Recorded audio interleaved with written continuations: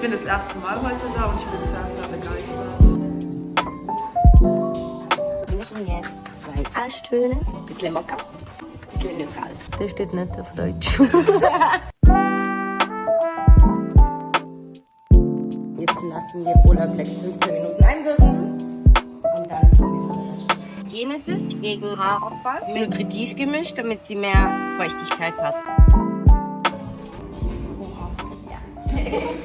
Das ist der Unterschied. Viel voller aus. Die Farbe mega, sieht trotzdem natürlich aus und trotzdem bist du immer noch blond irgendwie sind. Gerne, danke dir.